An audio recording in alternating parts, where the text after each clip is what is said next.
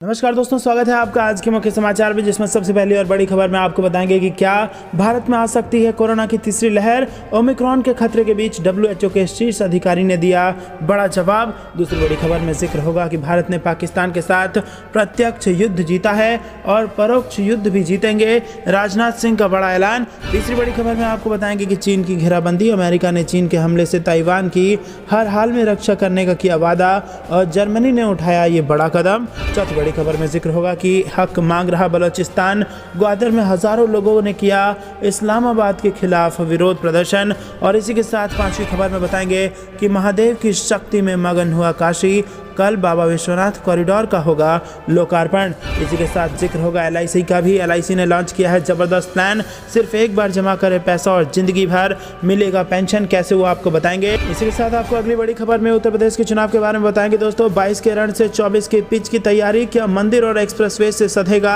भाजपा का चुनावी तीर। और खबर में आगे जिक्र होगा कि बनारस में पीएम मोदी की अभेद्य रहेगी सुरक्षा, संवेदनशील ठिकानों पर नेवी के कमांडो संभालेंगे मोर्चा। दोस्तों, हर एक खबर की गहराई में आपको ले जाएंगे। मौसम का भी जिक्र होगा। उत्तर भारत में बढ़ी है ठंड, दिल्ली में इस मौसम का सबसे कम तापमान, चुरू में 3 डिग्री पहुंचा पारा। दोस्तों, हर एक खबर की गहराई में आपको ले जाएंगे, लेकिन उससे पहले अगर आपको भी देश की सेना और पीएम मोदी पर पूरा भरोसा है तो आप इस वीडियो को लाइक जरूर कीजिए और लाल बटन को दबा के चैनल को फ्री में सब्सक्राइब करके घंटी बजाकर कमेंट में लिखिए जय हिंद। दोस्तों, रुक करते हैं सबसे पहली और बड़ी खबर की तरफ।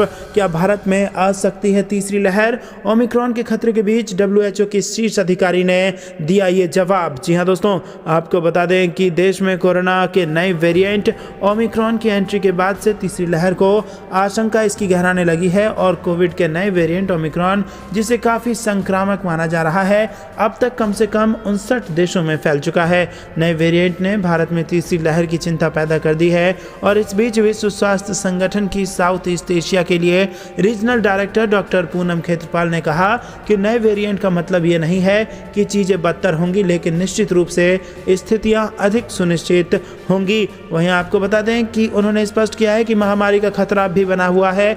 नए वेरिएंट के आने और दुनिया के अन्य हिस्सों में मामले बढ़ने को देखते हुए वैश्विक स्तर पर कोविड-19 का जोखिम काफी बना हुआ है। दोस्तों, रुक करते हैं अगली बड़ी खबर की तरफ। भारत ने पाकिस्तान के साथ प्रत्यक्ष युद्ध जीते हैं और परोक्ष युद्ध भी जीतेंगे, राजनाथ सिंह का बयान। जी हां दोस्तों, रक्षा मंत्री राजनाथ सिंह ने कहा है कि भारत ने पाकिस्तान के साथ सीधे युद्ध जीते हैं और अब परोक्ष युद्ध भी जीतेंगे। राजनाथ सिंह ने रविवार को यहां इंडिया गेट पर भारत पाकिस्तान के 1971 के युद्ध की 85वां वर्षगांठ के मौके पर स्वर्णिम विजय पर्व समारोह का उद्घाटन करने के मौके पर कहा कि 1971 के युद्ध में शिकस्त खाने के बाद पाकिस्तान अब अघोषित युद्ध कर रहा है और आतंकवाद तथा अन्य भारत विरोधी गतिविधियों के जरिए देश के शांतिपूर्ण माहौल में व्यवधान पैदा करना चाहता है।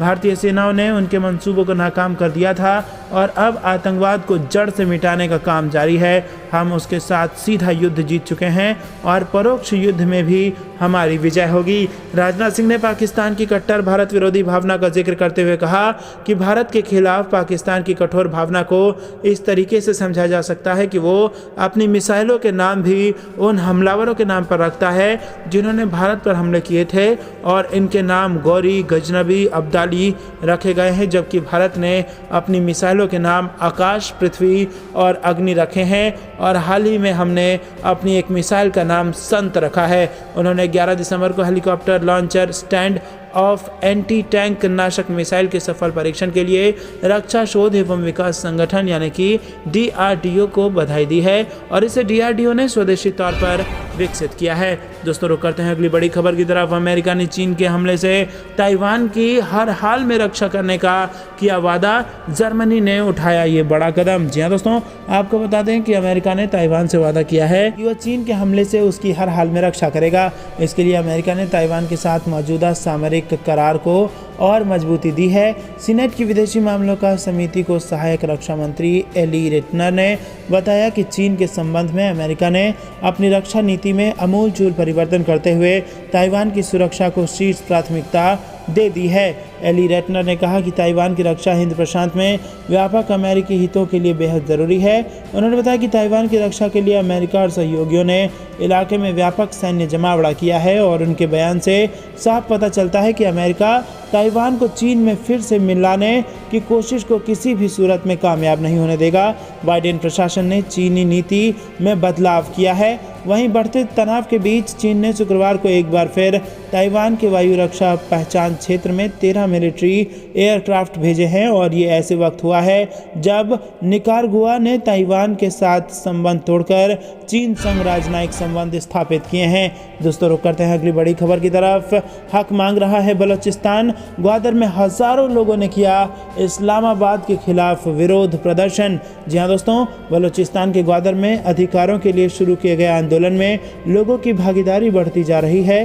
अब विरोध प्रदर्शन में महिलाएं और बच्चे भी भाग ले रहे हैं। 10 दिसंबर को महिलाओं और बच्चों सहित हजारों लोगों ने ग्वादर की प्रमुख सड़कों पर मार्च निकाला है। जमाते इस्लामी के बलूचिस्तान महासचिव मौलाना हिदायत उर रहमान के नेतृत्व में ग्वादर के लोगों ने 26 दिन पहले ग्वादर को हक दो आंदोलन शुरू किया था और अपने मांगों के समर्थन में लोगों ने तख्तियां और बैनर लेकर सिरातुन नबी चौक के अपना मार्च वहां से शुरू कर दिया है। लोगों ने बलूचिस्तान और पाकिस्तान सरकार के खिलाफ जमकर नारेबाजी की। दोस्तों, रुक करते हैं अगली बड़ी खबर की तरफ। महादेव की भक्ति में मगन है काशी। बाबा विश्वनाथ कॉरिडोर का होगा लोकार्पण। जी हाँ दोस्तों, आपको बता दें कि बम बम बोल रहा है काशी। ये शहर महादेव की भक्ति में मगन है। दिवाली जैसा उत्सव मनाया जा रहा है क्योंकि प्रधानमंत्री मोदी काशी कॉरिडोर का लोकार्पण करेंगे। मगर लोकार्पण के पहले काशी की छटा देखने लायक है। चारों ओर शिव का गुणगान है। लोग नाच रहे हैं, गा रहे हैं, जयकारे लगा रहे हैं। महादेव की भक्ति में मुलायम हो गया है दशाश्वमेध घाट का आखिरी पत्थर और लाहौरी टोला से निकली डमरू की ध्वनि दशों दिशाओं में भोले का यशगान कर रही है। कल प्रधानमंत्री मोदी गंगा तट से खुद जल लेकर बाबा विश्वनाथ मंदिर तक बने कॉरिडोर चलकर आएंगे और जलाभिषेक करेंगे। गर्भगृह में पूजन के वक्त पीएम मोदी पुजारियों और न्यास के सदस्यों के अलावा कोई और नहीं होगा। प्रधानमंत्री के ललिता घाट से आते ही 151 सदस्यों वाला डमरू दल लगातार डमरू का वादन करेगा। दोस्तों, रुक करते हैं अगली बड़ी खबर की तरफ। LIC ने लॉन्च किया जबरदस्त प्लान। सिर्फ एक बार जमा करे पैसा और जिंदगी भर मिलेगा पेंशन। जी हाँ दोस्तों, LIC यानी कि भारतीय जीवन बीमा निगम सरल पेंशन योजना की शुरुआत उसने की है और ये एक non linked single premium scheme है और इस योजना के तहत पॉलिसी धारक को सिर्फ एक बार प्रीमियम जमा करना होता है। इसके बाद पूरी जिंदगी पॉलिसी धारक को पेंशन मिलती रहती है। ये इंश्योरेंस रेगुलेटर IRDAI के दिशा निर्देशों के मुताबिक इमीडिएट एन्युटी प्लान है। LIC ने इस पॉलिसी के बारे में बताया है कि इस योजना से सभी जीवन बीमाकर्ताओं के लिए समान नियम और शर्तें हैं। LIC की इस स्कीम के तहत पॉलिसी धारक 2 उपलब्ध विकल्पों में से कोई एक एन्युटी चुन सकता है और इस स्कीम में पॉलिसी शुरू होने की तारीख से 6 महीने के बाद लोन भी मिल सकता है। दोस्तों, रुक करते हैं अगली बड़ी खबर की तरफ जो कि उत्तर प्रदेश के चुनाव से जुड़ी आ रही है। 22 के रण से 24 के बीच की तैयारी। क्या मंदिर और एक्सप्रेसवे से सधेगा भाजपा का चुनावी तीर? जी हाँ दोस्तों, चुनाव तो 2022 में उत्तर प्रदेश विधानसभा चुनाव का है, लेकिन इसके बहाने भाजपा 2024 की पिच भी तैयार कर रही है और इस पिच पर विकास का उछाल होगा तो आस्था के नाम पर स्विंग भी खूब पड़ेगी और इसके लिए टीम भाजपा ने अपनी एक कोर कमेटी का गठन भी कर दिया है जो अभी से 2024 में चुनावी रोड मैप तैयार करने लगा है। इस कमेटी के सदस्यों का काम उन योजनाओं पर नज़र रखने के साथ उनको 2024 चुनाव से पहले तक पूरा करवाने का भी है जिनका प्रधानमंत्री शिलान्यास कर रहे हैं या राज्य और केंद्र सरकारें जिन बड़े प्रोजेक्ट को शुरू करने वाली है।